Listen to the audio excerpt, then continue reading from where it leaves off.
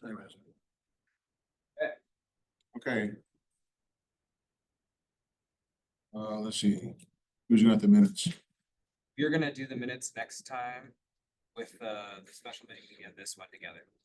Or separate, but we'll approve both of those. Actually, have any minutes? It'll be at the next meeting. Okay. I'll pass over that. This is election of officers. I just have, the different positions and then everybody's, information from, The email is incorrect on this one. oh, I need to change it. what is yours, Doug? It's Doug Kirkland 10 at gmail.com. Yeah, that's my old email, yeah. Okay. Juno actually kicked me out. At gmail.com? Gmail.com, yeah. Yeah, I keep getting your emails all the time. Okay.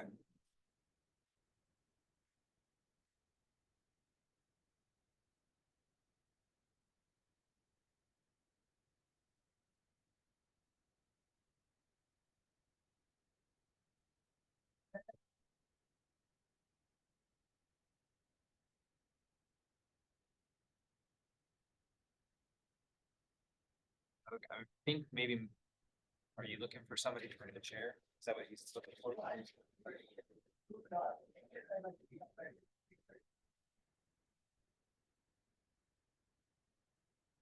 Okay, stepping up for officers. Okay, we can do that some of the time. Says 2025 planning is the next.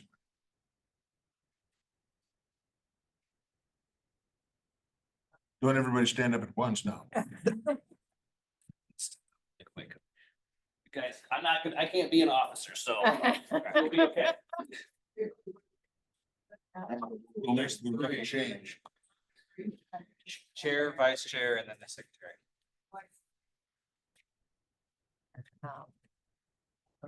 I'm open to nominations from the floor.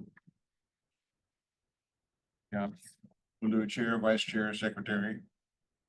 And we don't have a treasurer, do we? Okay, don't have to worry about that one. Any nominations for the chair? Pardon me? I volunteer. Oh, okay, good. Any further nominations or acceptance? Take a position on the position. But not necessarily.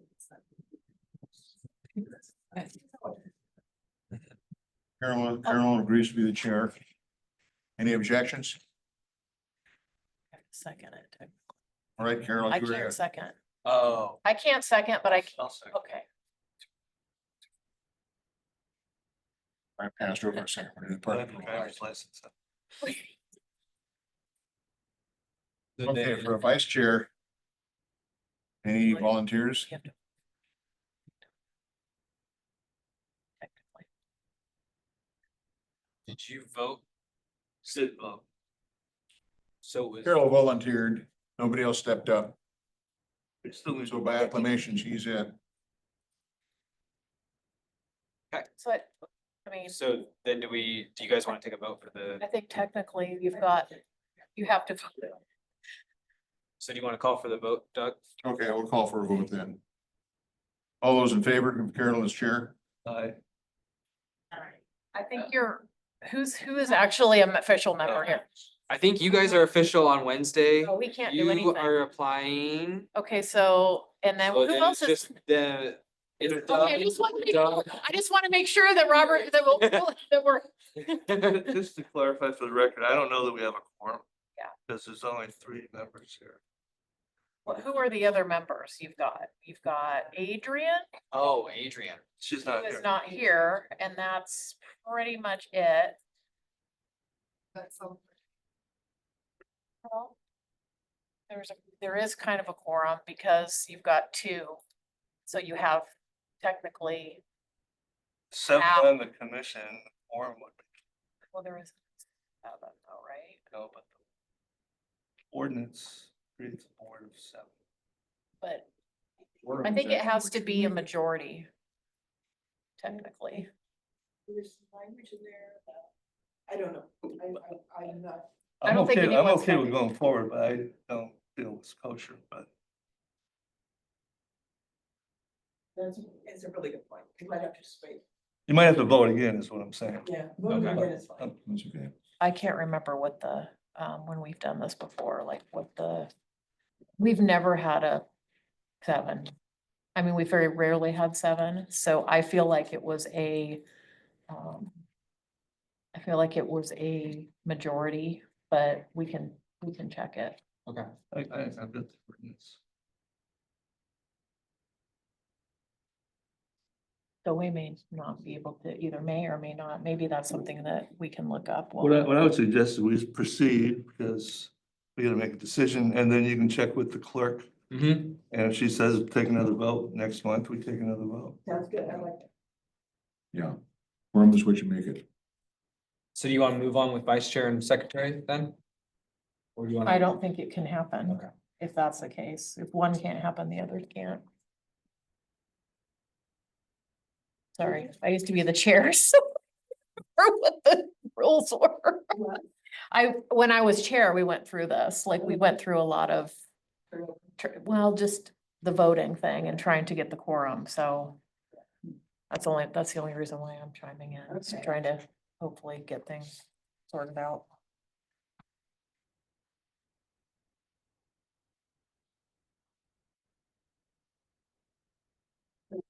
Go ahead and go on to planning, Doug. Or- We can move on. So are you leading it now?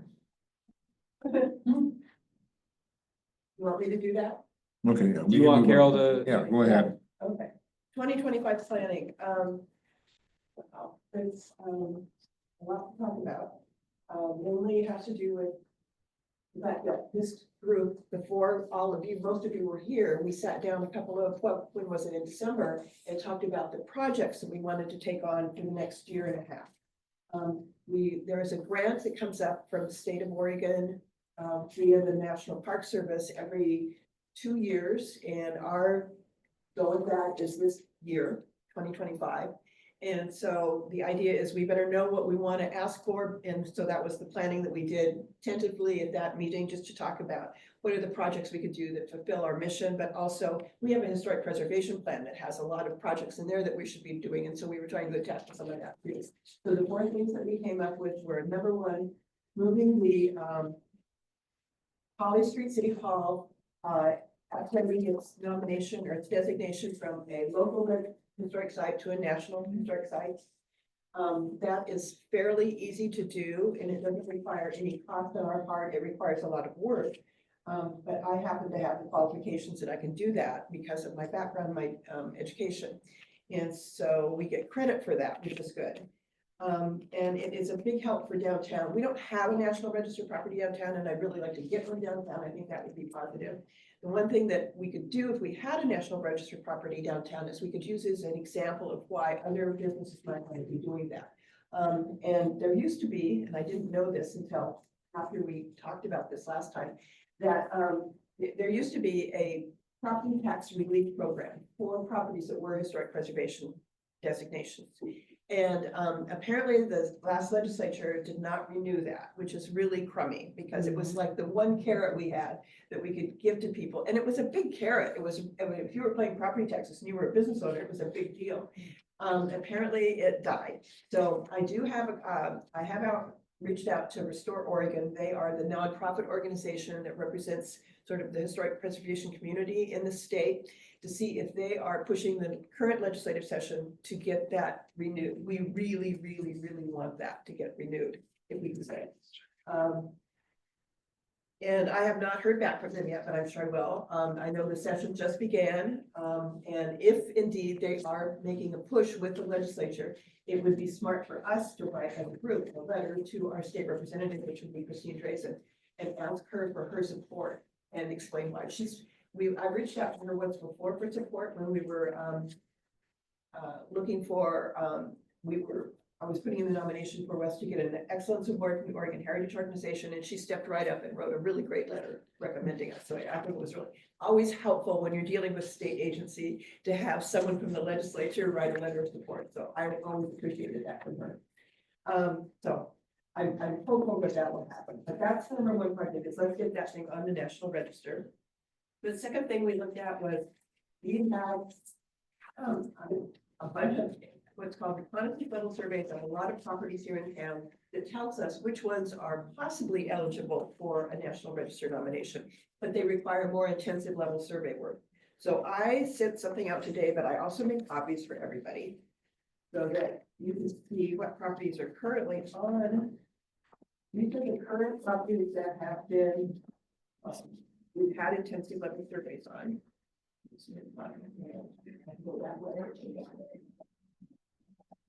And that's probably not a very complete list. I mean, it's complete as in everybody's on there that should be on there, but it would probably be very helpful if I had on the address and that sort of thing. I just put on the name of the current business. I don't think he. And then I went through all of our reconnaissance level surveys to see what properties do we have that haven't been that are potentially eligible according to our consultants that we hired.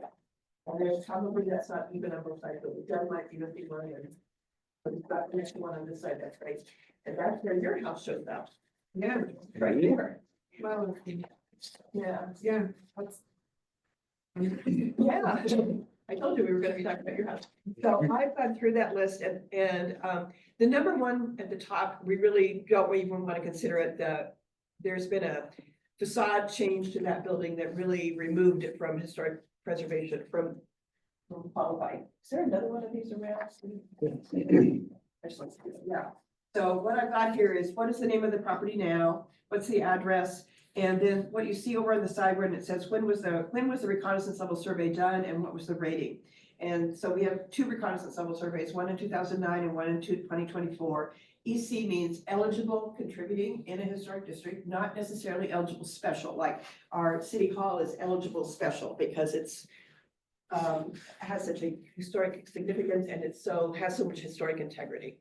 But that particular property, because of what the attorney did to the facade is taking it out of consideration. So that really shouldn't be there. The rest of these are all pretty much, yeah, these were all ones that were recommended by consultants that we should be considered for historic or for intensive level surveys. Yeah, we said we were going to do 6 intensive level surveys. Those cost about $2,000 a piece for the consultant to do those. And so the idea is to stretch this down to 6 properties. There are 1, 2, 3, 4, 5 that are considered eligible special, including your house. And that's the one on 489 North Holly.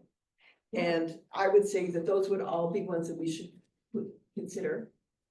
I think Counselor Sassy, when he was our staff liaison, recommended the church on Northwest 2nd. I think that's a really important building because of not only its style, and it is a unique style for Canby, but also because of the builder was a fellow by the name of Frank Dodge, and a lot of the properties in Canby during that era were built by Frank Dodge. So he has sort of he's left a track in town here. So he built the Oddfellows Lodge, the Masonic Lodge. I mean, I can go on and on with Frank Dodge's names all over the place. So it's a way to sort of recognize his contribution to the community. But also that church was the second church for the Canby United Methodist Church. And that church, in particular, the women of that church made a huge difference in this town. They were the seed organization for the Canby Women's Civics Club, which spent 40 years really driving public policy in this community, a big contribution to the community. So I think that one is, in particular, is very important. The thing I'm most concerned about is that as I went through and looked through all the reconnaissance levels and all of the intensive level surveys, we have done 4 reconnaissance level surveys on the north side of town and only 1 on the south side of town. And we have 17 properties that are, and we've done intensive level surveys on the north and 17 total, 3 on the south side and only 14 on the north side. So it would be really nice. And there's some great properties on the south side. And so when you see down here that something was done in a 2016, that is the reconnaissance level survey that was done on the south side. There is not any particular property that the consultant recognizes eligible special, but there are several that were eligible. She recognized as eligible contributing, and she made a point of recommending that we think about those for intensive level surveys. So El Toledo, Les Schwab, there's a funky old house just down from Les Schwab. It says Bear on it. And I think that would be the Bear of the Bear House Bear. Yeah. So it could have been a business location because he was the owner of the mill, the big, not the mill, but the big warehouses that were along the freeway or along the 99E. And then Canby Funeral Chapel is another one. So does anybody have any thoughts about which of these you'd like to go with in terms of getting intensive level surveys? When you get these surveys, since I'm one of the people on that list, how does that benefit or how does this all work? I mean, really as a homeowner, They do an intensive level survey of the history of the property. Okay. So it would be probably best if I sent you one of those and then you could take Yeah. a look at it, yeah. So for example, when I'll pick on the Masonic Lodge, the historian that went back and went through the records on that one, found out who built it, who the initial members were of the Masonic Lodge, the kinds of things, different things that had happened in the first floor, because the first floor was always seen as sort of the moneymaker for the organization. And so I think at one point there was a theater there, and then we had the chocolate shop, and now we've got the financial planning organization in there. So yeah, you get the history of the people, and also sometimes have a list of who have been the different property owners.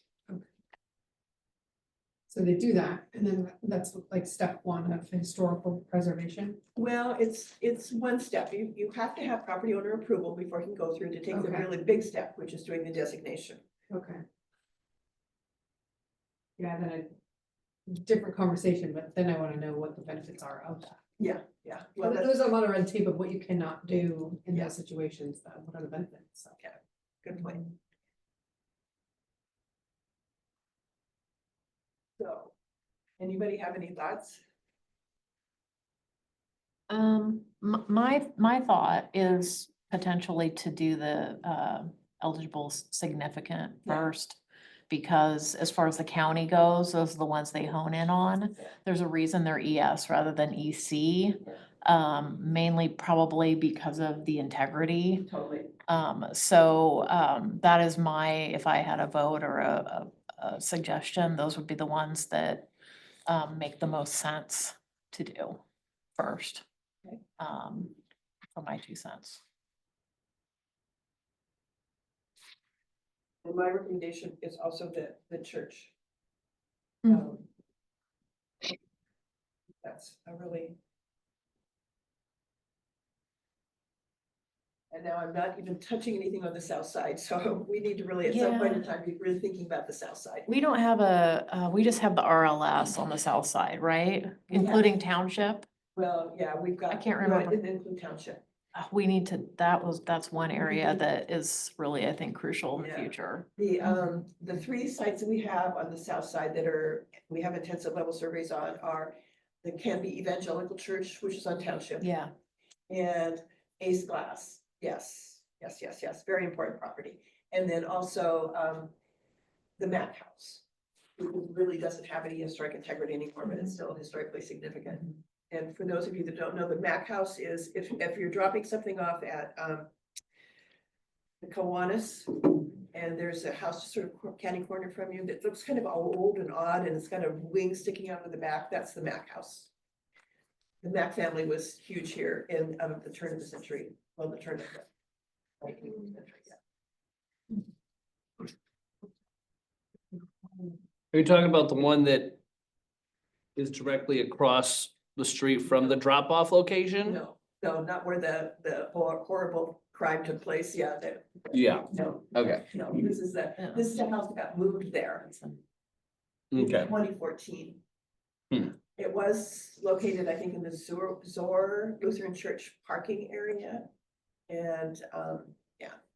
So actually, the AFP at that time convinced the planning commission to authorize moving it to the location because we were gonna lose it otherwise.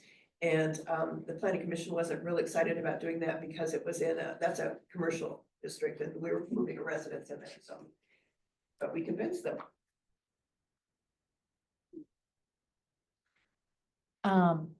Is six, is limited to six just because of the money aspect of it, of the Yeah, projected they cost? were spending, Two thousand? yeah. Okay. With the estimate I got was 1,800 to 2,300, so I'm Oh. kind of went to 2,000. The last time we did these, they were 900 a piece, so Yeah. I was really shocked to see that, but is there avian flu is infected more than just the eggs? And I did confirm that with the state historic conservation office, but that was probably the going price for this, so. Okay, well, I'm gonna go with the ES ones unless there's an objection, Plus the church plus the church. above the Dodge Church. Yeah, well, that's six. Do we need a motion for that, Carol? You know, we've never done motions for this kind of thing before because it's not the city's money. Well, it is, I guess, but I don't know. I mean, we can certainly do motions if you want to, Well, you're the chair. but we don't even have a quorum, so. Well, I think it was determined, wasn't it determined that this group's quorum is based on the number of members in seats filled? That's what I I've been had, told that's what I've been told as well, but by the city clerk, but we should check with. That would be a first for me, but that's okay. I'll go with the flow. Well, that's one, okay.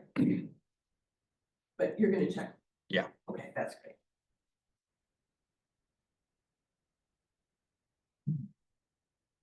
So do you want to vote? I mean, I'm open. Well, I can't really say anything because I'm not even here yet. I'm just My gonna. mother-in-law used to go to movies at the Masonic Lodge. She was in high school. Okay.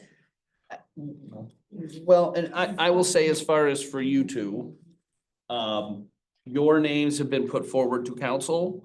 Short of you showing up at the council meeting and setting the council chamber on fire before we vote on the consent agenda, you will be on. So if that, says anything, I think your voices just are welcome to be Wednesday, heard. right? Yes, Yeah.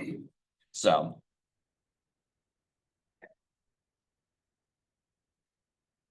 I'm gonna go with this next. And see what happens.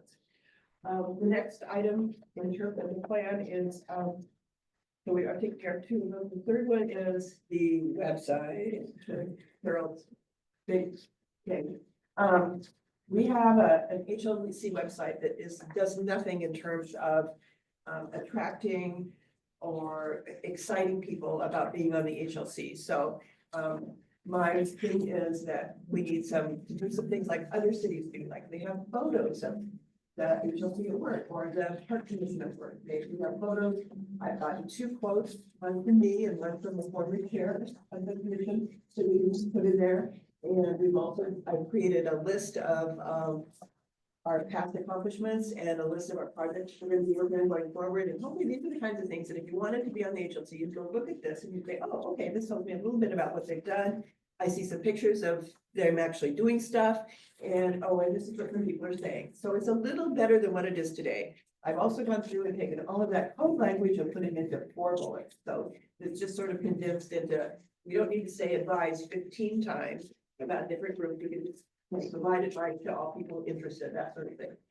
So that's all done. And Tyler and I worked on that and he has created some flyers. So we can have that as our website for our group, but we can also use it as a flyer.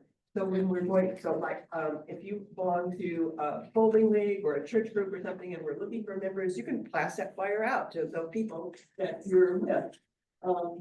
I happen to live in Hope Village. That's a great big problem I can pass thing out to. So there's a lot of ways that we can use that. We've also, Tyler has, changed it just a little bit so we have it for the school. So it talks to the student because we do have a designated spot on our commission for a student, a high school student.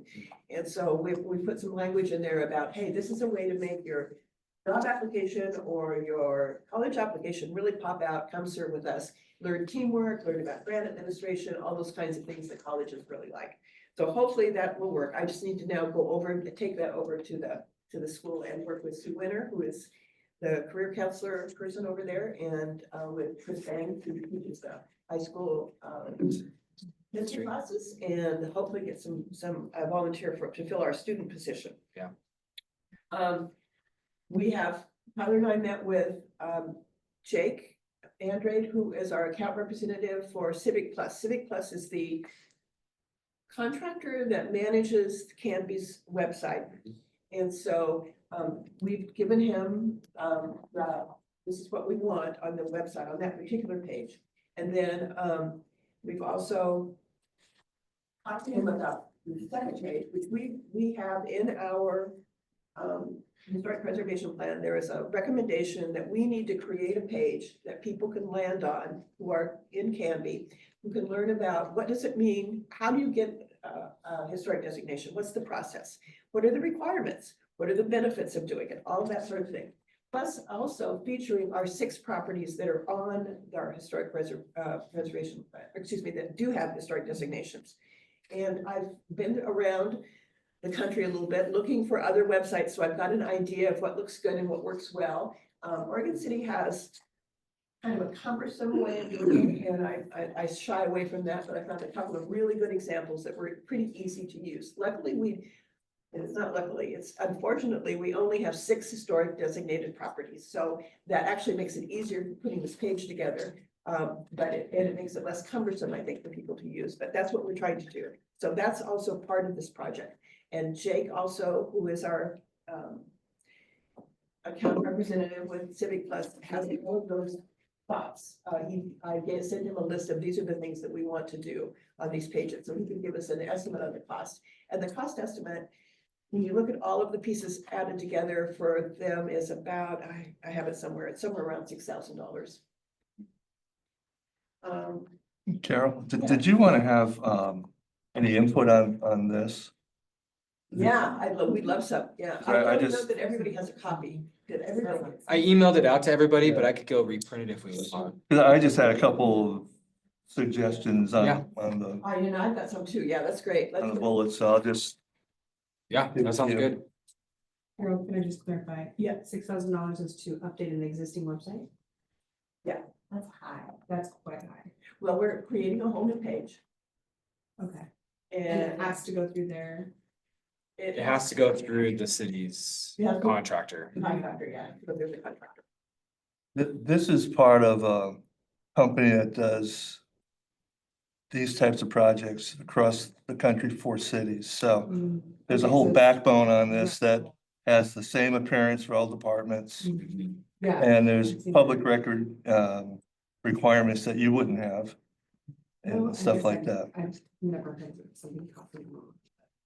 Yeah, and it might be, quite frankly, I erred on the side of high and just in case, I'd rather have, if I need to shove money someplace else, I didn't want to underestimate it. I didn't want to be disappointed.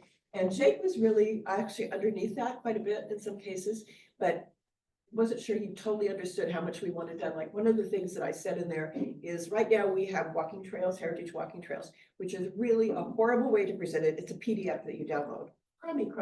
You want that to be on a mobile app. So that's one of the things I want Jake's people to do is to make sure that we get that, so it's mobile friendly so that people can swipe. Now, which leads me into the next project, which is, this was Counselor Sassy's idea. And at first I thought, I'm not sure about that. But the more I thought about it, the more I really liked it. Was the idea that we would create some driving tours, self-guided driving tours. Now, he was talking about self-guided bus tours. And he was thinking that CAT would do that. But the CAT said, no, that's really not in there. And Tyler, you talked to the CAT. And they just can't do that with Yeah, just with their tax funding. Yeah, they have some. Certain requirements. You know, it's not the only organization in town that owns buses. We have schools. We have the Canby Center or the Canby Adult Center. We have Home Village. I think Marquis. Also has that. So there's lots of places out there that has lots of buses. So I put out my feelers to Oak Village and they were like way more excited than I ever thought they would be. Because that's the kind of stuff that they do. And so in fact, the activity committee has a goal this year that they are to do something historic every month. In addition to something, it's something related to food and then something related to activities and then so. I mean, they're just panting. They wanted me to know if they wanted to, we could start now, and I'm going, no. So might have an idea that somebody's been guiding them through this, and so it's really important that we emphasize, these are self-guided, right? We will give them a lot of good information, so the thing that I thought about tours was to, you know, you could just, anybody can just go out and just do a tour, but if we curate it so that we give people options like, you know, craftsman style homes, we have a ton of those. We can do some fun things with that. And we get people then driving around town, or we can do things like live functions. So you've got schools and churches. We got a ton of those, man. We've got those up in Washington, and that gives people a really nice route out of town. Clark Ferry Schoolhouse, which has been restored, or Maxford Church. I mean, there's all sorts of great sites in downtown. We can also do it by geography, so southwest, southeast, northwest. There's lots of different ways that we can do that make them sort of culturally appealing. Luckily for us, in our historic preservation plan, we've got some great context information, because you just don't want people to start off at a tour, and then you want people to know kind of what are we going to get into it? What does this mean in the bigger picture of Canby? How do these craftsmen's homes, or how do these World War II era homes fit in with the total picture? So that's the kind of material that we'll have to create, but then we'll hand that off to Jake and his team. And hopefully working in Tyler, you think you could make the brochure for this, you can decide. I think I could help out, yeah. Okay. Because we have to buy it, we can do it. We can contract out, we got it out for brochures. Okay. But the idea is, you know, you want to have it set up in such a way that our web people can turn it into something mobile where you just swipe. Now, of course, there's the whole problem of if they're driving, they really want them swiping on their phone. One of those tour companies that you pay a fee and then you get the audio, it's a drive along thing. So as you're driving, you're hearing the audio. That would be really I've done cool. it, but I've known people that have done it. If you go to Hawaii and you download I think it's called the Gypsy app, and then you pay the $30, it'll give you a driving tour and tell you about the spots. Wow. Yeah, So we maybe should look at that audio. Okay. Cause then it just connects to the radio, but. yeah, it's all through them. So I will let you know that the Willamette Falls Landing Heritage Area Coalition is in the process of developing what are called like these itineraries. And so it's something very similar where it's over a much larger geographical area, but it's like anything to do with the Oregon Trail. And there's 7 different stops, and there's a little blurb in either the electronic brochure or the print brochure that says, you know, has information about each one of these stops. And then the plan is to develop a pre-done route in like Google Maps, where you would scan the QR code and it would load that particular track into your maps. And then you would start at either one of the locations and then either go forward or backward, or however you want to do it. That sounds very similar to what you are proposing. One thing, when I was on the commission, one of the trail. There are trails, But there was a they need real- work. Yes, Oh, there was an app for that too, like at the time, I can't remember what that was. Sounds like they had on there that were open to public. Yeah. yes, and that's, Information on some of them, so that all needs to be really better. So Yeah. The good news is we're not trying to do a Richard, we're just trying to do. yeah, but I'm saying it's something, it sounds like you're looking to do something similar. Yeah, I know. For that, for those of you who know, she's the executive director of the. she is back on the job, yes. Those are, now all of those things sort of work together in my mind, because we're going to use some of those, the information from the intensive level surveys to feed into what we're going to be putting on the website, but also what we're going to be putting into those trails, those self-guided tours. That's why this particular pack of products felt really good for me. And so what I'm doing now is I'm working on getting the application for the grant together. And it's really rough draft. And you and I need to sit down and talk and debate appropriate ways to, we don't want to wait to discuss that. Is it open already? Yeah. Oh, okay, perfect, yeah.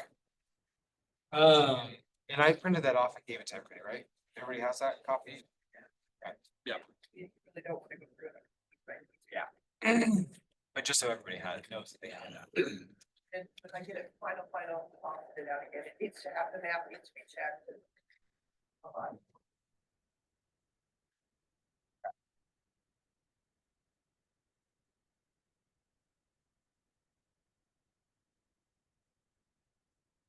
Need the cemetery event, right? Cause that was a CLG grant project or no? Chelsea, well, that was just a plan. Yeah. Oh, okay, There's the wow. goals. HLC goals. Yeah, I did, and I, looking at the time, if you wanna be out here by 6:30, there's not a time sensitivity to goals. And I would note that the council just went through goal setting. See the goals up there, well, so we might wanna have a more relaxed discussion on goals. I'd rather do a good job doing it and, not push something else, short time, something else tonight.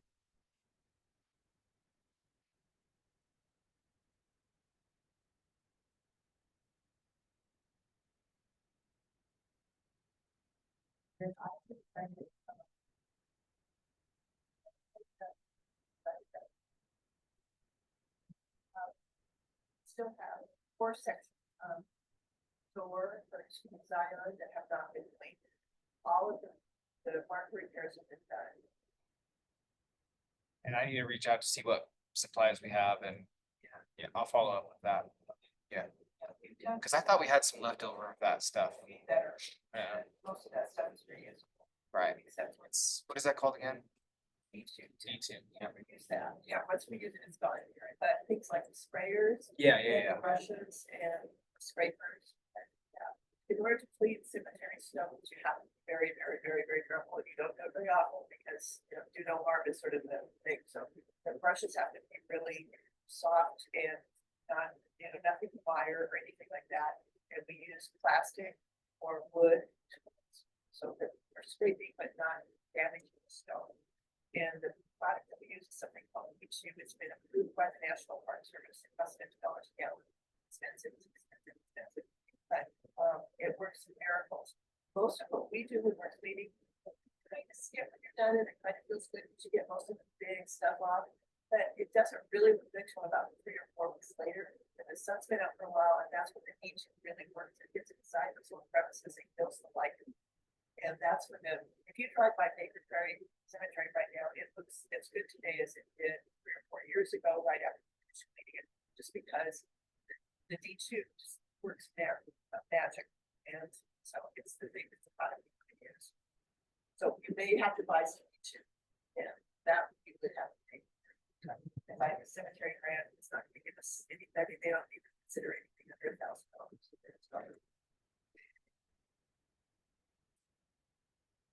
There's other things we can do with the cemeteries as well.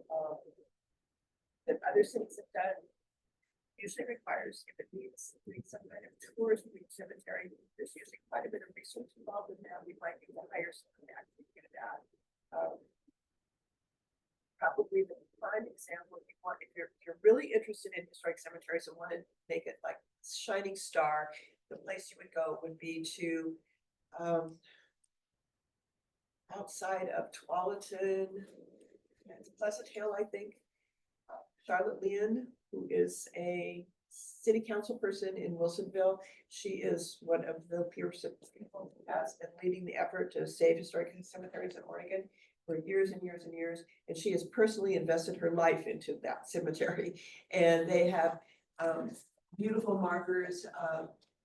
They have done full restoration, and they have a special memorial there for all of the veterans that are in the cemetery. And we could easily do something like that at Zion. There are so many veterans from so many different eras at Zion Cemetery. So and there is a special grant that comes out, but it only comes out every other year, and it's not out this year, but it'd be something to think about for next year. something would really be special. It would mean a lot to this community, because in this community, honoring veterans is always, my observation, has always been a pretty big thing.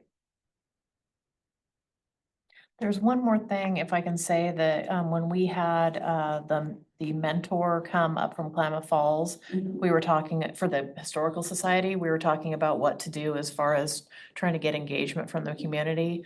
And one thing they did, which was really interesting, they said was super successful, was their local cemetery did in the fall, kind of nearish Halloween.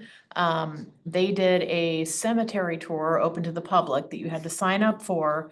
But the cool thing about it is they had a reenactment of some of the people. Did you remember seeing this? Okay, so they had high school students, the high school drama theater students dress up, okay, and then they picked, I don't know, depending on how many are interested in doing it, they picked 4 or 5 different headstones that had Cool. families from the area, and they had them, you would walk around and they were standing there, and then the group would come to each one, and the students would reenact the history of the people as if kind of like they were them. And I guess people absolutely loved it. And it was like a big highlight. And they would meet at the Historical Society, and then they would kind of go down there. And I think it was through the museum that they did it, but it was a cool thing that the high school drama students did.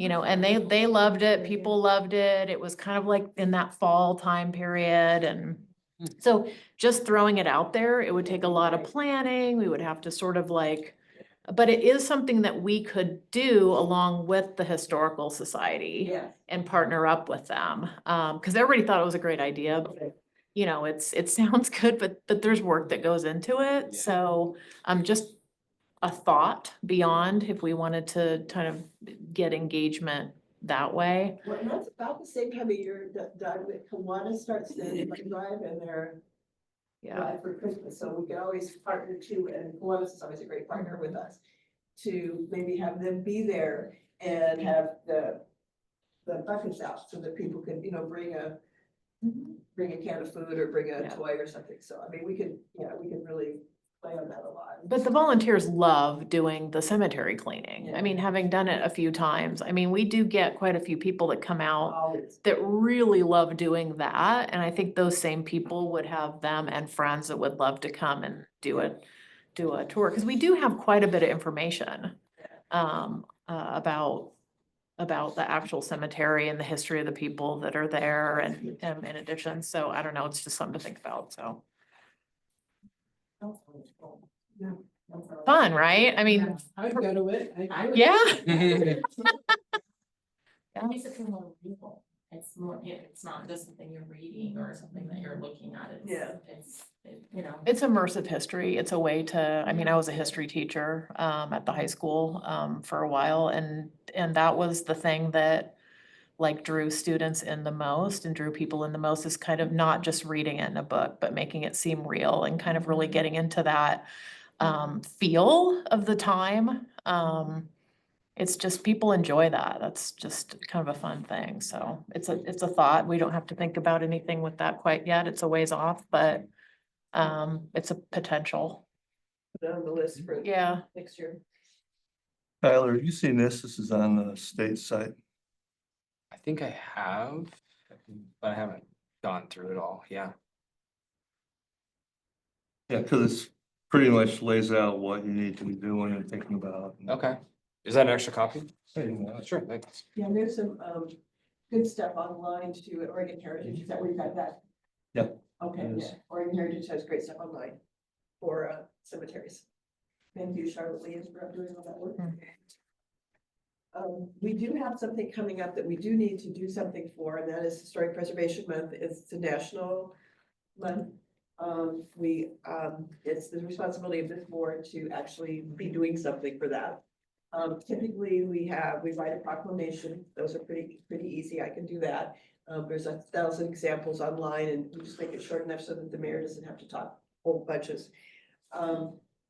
But we also like to make sure that we include some activity with it, so that we're not just saying it's Park Preservation Month, but this is the invite from the proclamation, and the proclamation wording for the citizens to go out and do whatever. And last year we did something with the, first Thursday, and I haven't looked at the calendar to know if that works with the city council meeting or not. In May, Well, historic preservation month in May. Yeah. Okay. Yeah, I'm just checking my calendar to see if it works.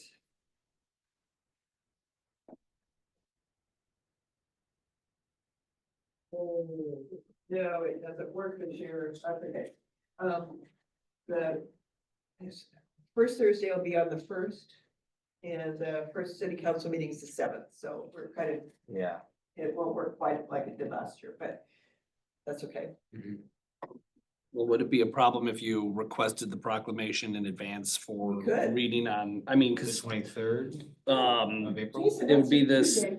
16th, I think is when April's last city council meeting would be. Okay, Yeah, so, cause April's one of those weird months where Oh, yeah. it's front loaded and then there's essentially a 2 Wednesday gap between the next city council meeting from the last of that month. okay, so April 16th, yeah, we can do that. And then we'll just announce that we're doing that as part of First Thursday. And last year, what we did was, let's see, I invited the Friends of we have 3 heritage organizations in town, Canby Historical Society, Mark Prairie Historical Society, and the Friends of Karis School. And they all 3 came and situated themselves somewhere downtown, I think in front of Quinn's Coffee Shop. And they were there to pass out brochures, sign up members, and also to just get donations if they could. That was sort of the whole goal, but just to let people know that they exist. And I was supposed to be doing walking tours, but family emergency got in the way of that, so that didn't happen, but I can do talk tours again. The First Street in Canby has, I have my own little list of Canby's big lies, half-truths, crimes and scandals, and I can entertain you with those on First Avenue, terrible places. So I could do those. And I think last year we were going to have people sign up at your control center. Yeah. I A call lot. it Tyler's control center.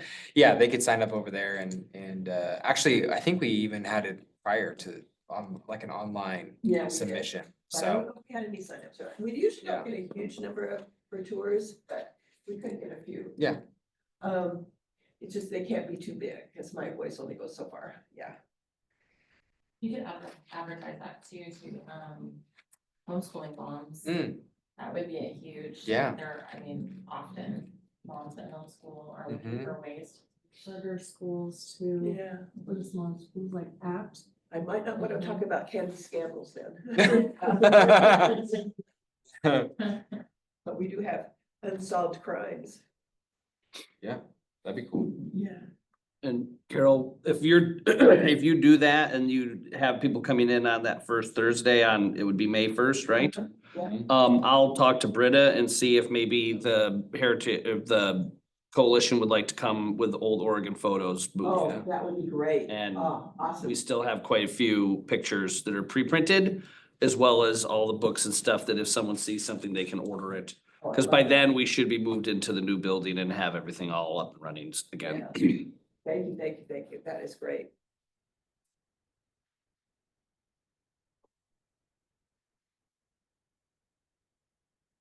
So, and you're gonna, how did we do it last year for are you still doing the, what do we call it? The Scavenger hunt, yeah, and we would relate that to, we could either change it up or do it the same as we did last year. Typically, we get some input from the first Thursday night committee, which is business owners that show up Yeah. the second Thursday of the month.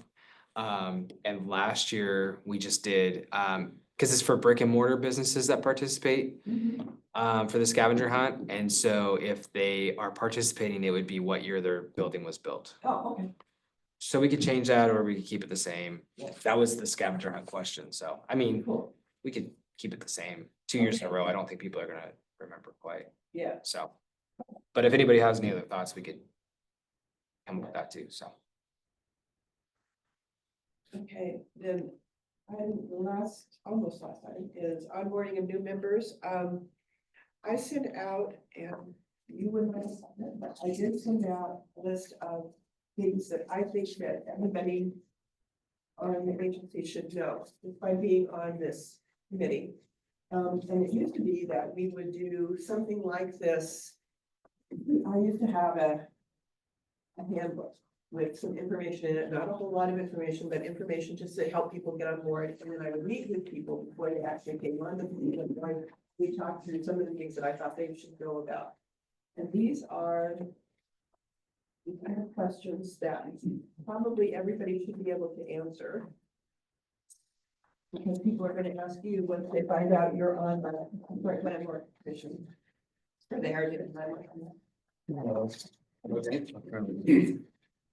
And, so my question to all of you is, how comfortable are you with these questions?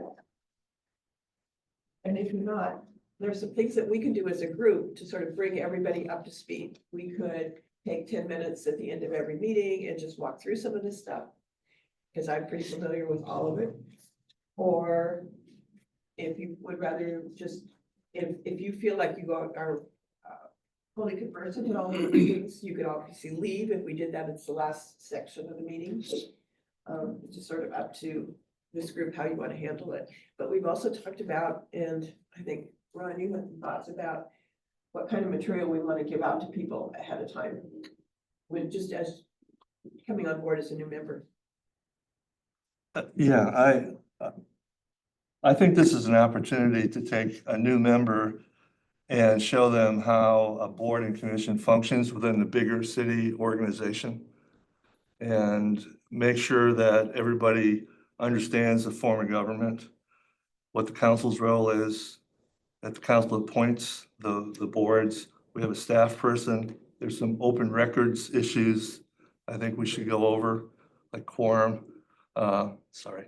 No, you're fine. And then put it into that perspective so that there's a process. So if we all get hit by a bus tomorrow, there's a process that the next group that comes in here can expect. They can revise things. The lovely thing about history is it doesn't change. You know, you can add to it. But whatever you've developed so far is still going to be true, you know, 100 years from now. So I would look at a bigger, you know, take a bigger look at this, because history is really a means of looking at the world and then focusing on some event or some property or some individual. So I think keeping in that theme, as a new member, not only to this board, but to town, it was a little bit of a struggle trying to figure things out. But I was happy with it because it made me get a little more active. And so I'd like to, and I've got examples of onboarding programs that we could, you know, pick and choose from and that sort of thing. So if we get to that point. I think we are at that point, maybe not at this meeting, but maybe at the next meeting that we can make this we can put it on the agenda first thing so we can talk about that. Because I think it's really critical. And I like your idea of making it a bigger picture. I was really focused just at the working level. And so I like the idea of taking a look at it within a bigger context. Yeah, I guess to answer your question, I went through your list and tried to answer all these questions. You didn't. As, you know, someone with no background in Canby, I don't even know where all the streets are. And the only one I really couldn't answer was number 3. I didn't know what 6 properties. You can't find it anywhere on our website. It's nowhere on the website. And I tried looking at some ordinances and I got fatigued. Which is one of the reasons I want to get that extra page onto our website so that this group here doesn't have to remember, you don't have to memorize those 6 spots. I mean, I can rattle them right off for you right now. But not everybody wants to be able to do that or has to be able to do that if you've got a website. So that's one of the things, one of the nice things about going through this was it made me realize exactly what we want to have on that one page. There was some very good information during the camp program, Mhm. that if we can get a hold of those slide decks, I think they said they were gonna be sending them back to us. Yeah, We can take some of those slide decks and put Canby photos in, Canby ordinance, and get more specific to Canby. We don't have to give it a 4-hour, right.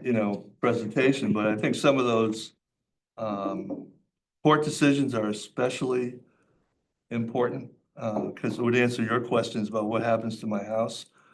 If I decide to, Officials that Yeah. gonna call me trouble, I mean, yeah. yeah, because these court decisions affect everybody.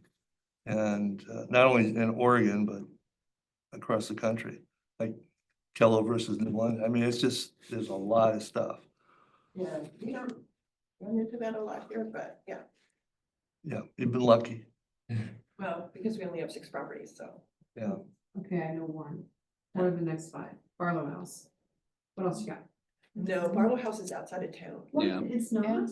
No, it's the City Hall, the Night House, the Mac House, You are. the Bear House. Hang on. How do you spell bear? Mac House. BAIR. B-A-I-R? Mhm. Depot, Yep, and the, which one have I forgot? Oh, Chapel, Pioneer Chapel. Yep. So there's 3 residences and 3 non-residents. Okay. And the only one of those that's on the National Registry is the Night House, and the Night House right now is sort of abandoned. Yeah. Sad. Very sad. find them when they- Is the Barlow House on a national registry or do they have not any? Yes. Okay. It's not only on a national registry, it's under a conservatorship. And actually, I don't think this Canby Historical Society knows it, but the interior of that house has original Yeah. furniture. And that is all the property of the Canby Historical Society. Oh, I don't think anybody's ever told them that, but, Told the owners? well, the owners know. I'm Yeah. sure, The owners. But I don't think Canby Historical Society knows. Do you know her? I do know her. Yeah, we both know her. Yeah. So. Conservatorship was written with the original, the previous owner. Virginia something, and she signed it, yeah. So everything got, yeah. Great. Interesting. I remember that house going on the market. So when I first moved to Canby, I went to a estate sale there. Got a chance to see the place and there was a box in the front hallway that was taking bids for the house. Yeah. That's a huge money pit. Oh, yeah. No, because like all of the interior wood and stuff, it had all the lacquer had all alligatored or whatever you call it. Actually, that was a technique that was intentional. Oh, really? Okay, Yeah, actually, she'll tell you all about it. It was a crackle technique. okay. Yeah. no. It was super cool. Just, Yeah. the cost of paint alone now is just mind-boggling, yeah. They've done a great job. Yeah, but Exterior, the interior, I don't, I haven't been in that. Interiors. The trees out, well, that was. Well, They were I just- don't think much there. Yeah, the boars got those. The what? The boars, the black walnut boar, the fungus. And there's a study going on, last remaining 2 trees.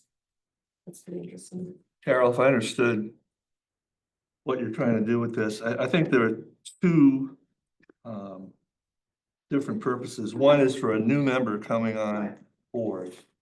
And another would be to take the knowledge of the current members and increase that knowledge somehow. So have a discussion item where we can all get smarter at every meeting, and that responsibility should be shared among the board members. But a new board member coming in, who, I'm probably the example, I was only here in town 3 months and got appointed, so most people that apply for boards, I assume, will be resident longer than that, and will know street names and such.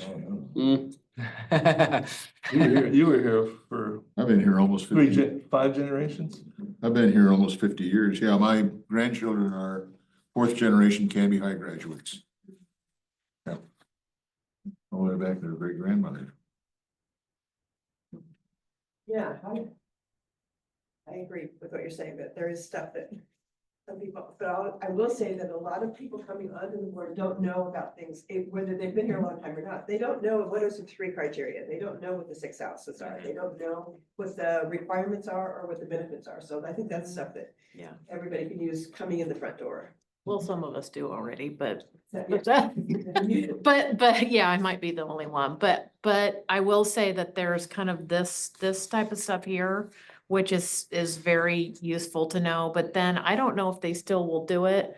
If SHPO would send somebody out, because the other Yeah. part of it is the design review, and the more properties we get listed, the more we will run into that, and that is probably something that I'm not gonna say the scariest thing that happens that we have to deal with, but that is something where we are the quasi judicial, this is where that comes into it. And I've been through 2 now, and it's a lot to make sure, and you wanna do it correctly, and you wanna be fair, you wanna follow procedure, you wanna take everything into consideration. It's not something that a lot of people go through learning. And I know, remember, they did send somebody out that kind of went through that. It's a little bit higher level, and once everybody kind of gets the general gist of how all of this works, that would be something we might wanna